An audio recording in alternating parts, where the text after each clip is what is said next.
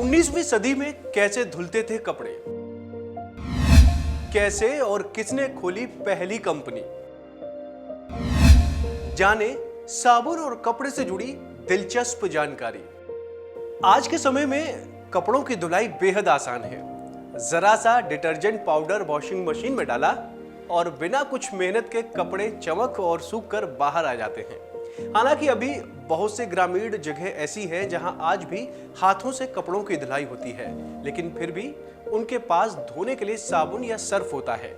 लेकिन जरा आप सोचिए, 19वीं सदी में जब वॉशिंग मशीन नहीं हुआ करती थी और साबुन नहीं हुआ करते थे, तो उस वक्त कैसे कपड़ों की धुलाई होती थी।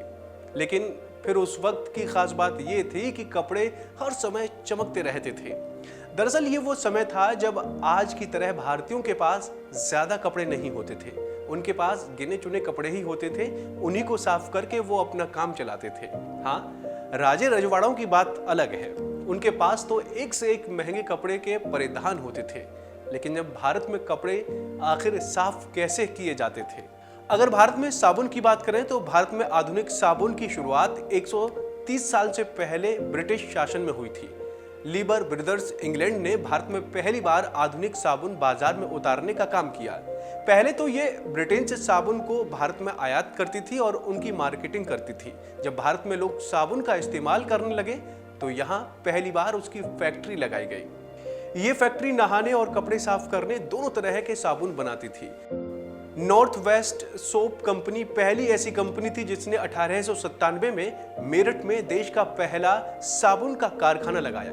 ये कारोबार खूब फला फूला और उसके बाद जमशेदजी टाटा इस कारोबार में पहले भारतीय कंपनी के तौर पर कूदे। लेकिन सवाल यही है कि जब भारत में साबुन का इस्तेमाल नहीं होता था तो सोडे और तेल के इस्तेमाल से साबुन बनाने की कला नहीं मालूम थी, तो कैसे कपड़ों को धोकर चमकदार किया जाता था? रीठा का खूब इस्तेमाल होता था। भारत वनस्पति और खनिज से हमेशा संपन्न रहा है। यहाँ एक पेड़ होता है जिसे रीठा कहा जाता है।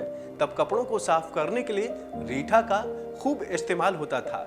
राजाओं के महलों में रीठा के कपड़े अथवा रीठा के उद्यान लगाए जाते थे। महंगे रेशमी वस्त्रों को कीटाणु मुक्त और साफ करने के लिए रीठा आज भी सबसे बेहतरीन ऑर्गेनिक प्रोडक्ट है। अब रीठा का इस्तेमाल बालों को धोने में खूब होता है। रीठा से शैम्पू भी बनाए जाते हैं। ये अब भी खासा लोकप्रिय है। पुराने समय में भी रानियां अपने कपड़ों और बालों को इसी से धोती थीं। इसी सोप से बेरी या वॉश नट भी कहा जाता था। गर्म पानी में डालकर उबाला जाता था कपड़ों को। तब दो तरह से कपड़े साफ होते थे। आम लोग अपने कपड़ों को गर्म पानी में डालते थे और उसे उबालते थे, फिर उसमें निकालकर कुछ ठंडा करके उसे पत्थरों पर पीटते थे, जिससे उसकी मैल निकल जाती थी। ये काम बड़े पैमाने पर बड़े बड़े बर्तनों और भट्टियां लगाकर किया जाता था। अब भारत में जहां बड़े धोबी घाट हैं, वहां कपड़े आज भी इन्हीं देशी तरीकों से साफ होते हैं। उसमें साबुन या सर्फ का इस्तेमाल नहीं होता है।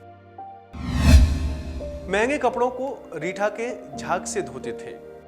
महंगे और मुलायम कपड़ों के लिए रीठा का इस्तेमाल होता था। पानी में रीठा के फल डालकर उसे गर्म किया जाता था। ऐसा करने से पानी में झाग उत्पन्न होता है। इसको कपड़े पर डालकर उसे ब्रश या हाथ से पत्थर या लकड़ी पर रगड़ने से ना कपड़े साफ हो जाते हैं, बल्कि कीटाणु मुक्त भी हो जाते हैं। शरीर पर किसी प्रकार का रिएक्शन भी नहीं करता है। सफेद रंग का एक खास पाउडर भी आता था काम। इसके अलावा उस समय एक तरीका साफ करने का और था, जो भी खूब प्रचलित था। ग्रामीण क्षेत्रों में खाली पड़े भूमि पर, नदी तालाब के किनारे अथवा खेतों में किनारे पर सफेद रंग का पाउडर दिखाई देता है, जिसे रेह भी कहा जाता है। भारत की जमीन पर यह प्रचुर मात्रा में पाया जाता है। इसका कोई मूल्य नहीं होता। इस पाउडर को पानी में डालकर कपड़ों को भिगो दिया जाता है। इसके बाद कपड़ों को लकड़ी की थापी या पेड़ों की जड़ों से जूना बनाकर साफ कर दिया जाता था। ये ग्रामीण इलाकों में अभी भी इसका उपयोग किया जाता है, लेकिन इसकी बहुत सीमित मात्रा है। दरअसल कहा जाता है कि रेह एक बहुमूल्य खनिज है। इसमें सोडियम सल्फेट, मैग्नीशियम सल्फेट और कैल्शियम सल्फेट होता है। इसमें सोडियम हाइपोक्लोराइड भी पाया जाता है, जो कपड़ों को कीटाणु मुक्त कर देता है। इसके अलावा नदियों और समुद्र के सोडे से भी कपड़े साफ होते थे। जब नदियों और समुद्र में पानी में सोडे का पता लगा तो कपड़े धोने में इसका भरपूर इस्तेमाल होने लगा। इसके साथ ही प्राचीन भारत ही नहीं बल्कि कुछ दशक पहले तक भी मिट्टी और राख को बदन पर रगड़कर भी भारतीय नहाया करते थे या फिर अपने हाथ साफ करते थे। राख और मिट्टी का इस्तेमाल बर्तनों को साफ करने में अब भी होता है। पुराने समय में भी लोग सफाई के लिए मिट्टी का प्रयोग करते थे। तो दोस्तों, उम्मीद है आपको हमारी ये जानकारी पसंद आई होगी। ऐसी ही तमाम अपडेट्स के लिए आप देखते रहिए वन इंडिया।